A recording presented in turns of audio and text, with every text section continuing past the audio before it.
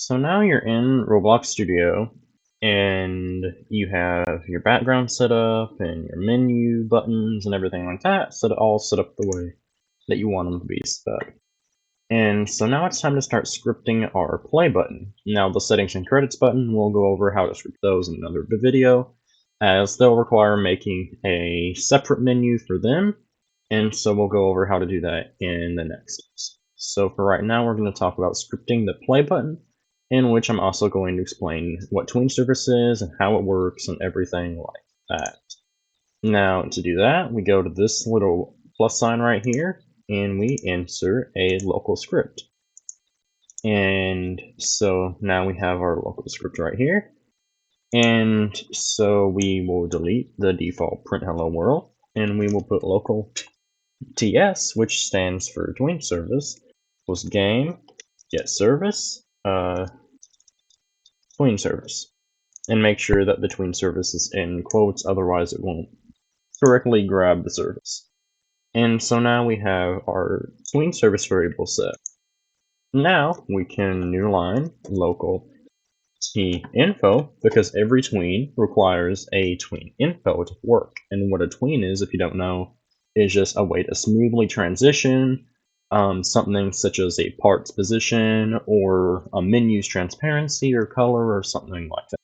Just to smoothly transition something over a set period of time. And so it's going to equal tween info dot new. And now you can see that we have a window that maybe it doesn't show up for you guys, but on your own, if you're following along, you'll have a window show up and it will say the time. That is a number. So let's just say the transition takes 1 second. And then it wants enum.easingStyle. So enum.easingStyle dot. And then there's a couple different easing styles, like linear, bounce, elastic, exponential, quart, circular, and there's a bunch of them. But we're going to use linear as it's just very simple, very straightforward. It's what it was, a smooth transition to what it is with no bounce backs or anything like that. And then the easing direction, which is another enum, and this time it's dot easing direction, not easing style, sorry. And then dot in is the default, so we'll just use dot in. And then the repeat count, this is how many times, if at all, the tween should repeat. So I'm just going to put 0 because we don't want it to repeat at all. But if we were to set this to -1, it would repeat infinite. So now tween service also needs a property table. So local property table equals a table. And for this specific use case, we're only going to want to change the background transparency. So background transparency equals 1. And so this will change the transparency of the background of our menu to 1, which is fully see-through and basically invisible. And then local frame equals script.parent.parent. So the script, parent, which is the button, and then the parent, which is the frame. So this is what we're going to be tweening, is that frame. And so now, with all of these variables set up prior, we can do local tween equals ts create, and this is telling tween service to create a tween. Now the first variable we have is the instance we're going to tween, which is our frame. The next thing we have is our tween info, which is tinfo, our property table, which is our property table.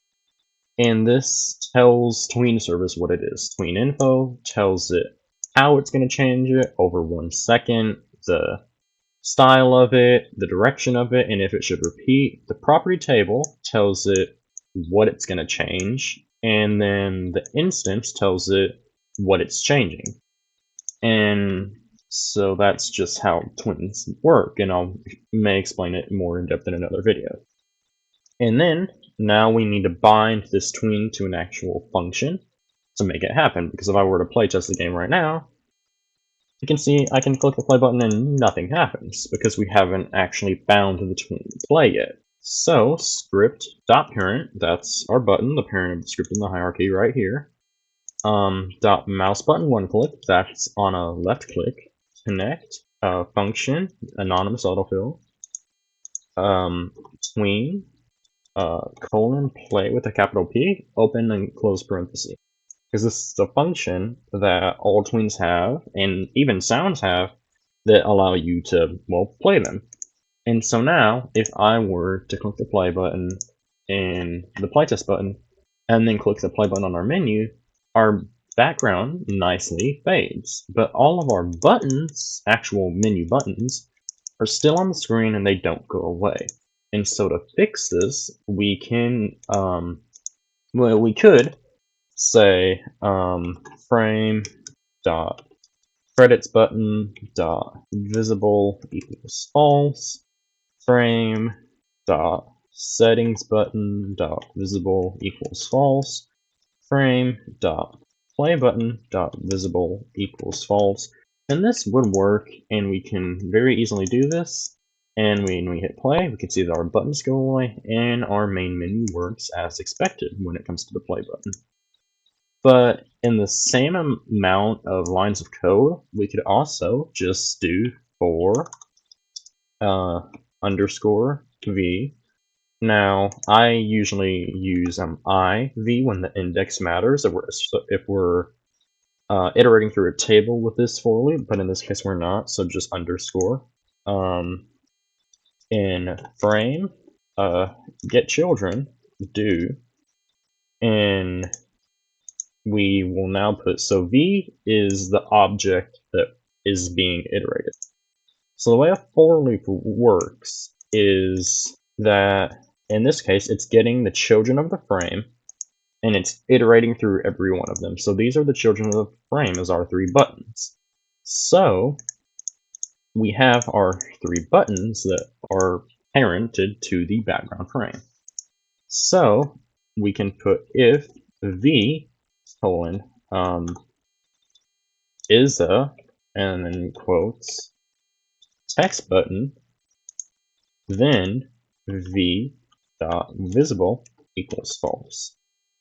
And now the reason that this is better than just saying frame dot settings button dot visible equals false and going through every button and doing that is because if we were to add more buttons later, like say I were to just quickly duplicate this and add a shop button right here, then our old method would not do it unless we go into the script and put frame.shop.visible equals false.